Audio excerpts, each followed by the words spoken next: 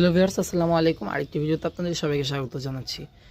দেখতে পাচ্ছেন এই হচ্ছে আমার যেই লেটুসের গাছ, সেটা আর লেটুস গাছের বীজ হচ্ছে এগুলো যেগুলো উপরে হয়েছে।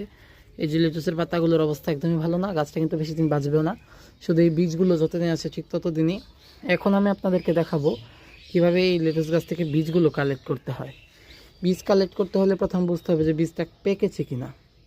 এই যে দেখুন, বীজটা যেটা পেকে যাবে সেটা কিন্তু এরকম মুখটা ফেটে যাবে এবং ফেটে মুখটা এই ধরনের তুলোর মতো বের হওয়া শুরু করবে।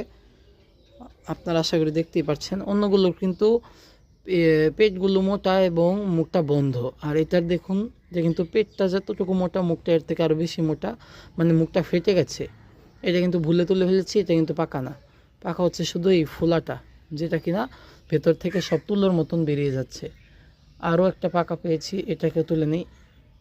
আসলে এক হাতে তোলাটা খুব কষ্ট, এই কারণে একটার সাথে অন্যগুলো তো উঠে আসছে। তো আপনাদেরকে একবার দেখিয়ে দিই যে বীজগুলো হচ্ছে কোনগুলো। এই হচ্ছে প্রধানত এই বীজগুলো, এবং এর ভেতর থেকে যে এক একটা ছোটো ছোটো বীজ কালো কালো করে আপনারা দেখতে পাচ্ছেন, এগুলো হচ্ছে লেটুসের এক একটা বীজ। এগুলো থেকে কিন্তু পরবর্তী সময়ে এক একটা চারা।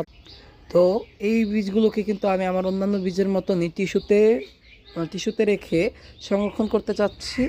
এগুলোকে টিস্যু দিয়ে ভালোভাবে মুড়িয়ে আমি সারা বছরের জন্য রেখে দেব, এবং সময়ের সময় টিস্যুর উপর দিয়ে রোদ লাগাবো।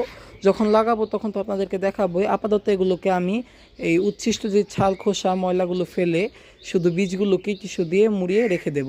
পরবর্তীতে এগুলোকে আমি কীভাবে জার্মিনেট করব, কীভাবে সংরক্ষণ করব, সব কিছু আপনাদেরকে দেখিয়ে দেব। আপাতত আজকের মতো বিদায় নিচ্ছি। ধন্যবাদ সবাইকে। আসসালামু আলাইকুম।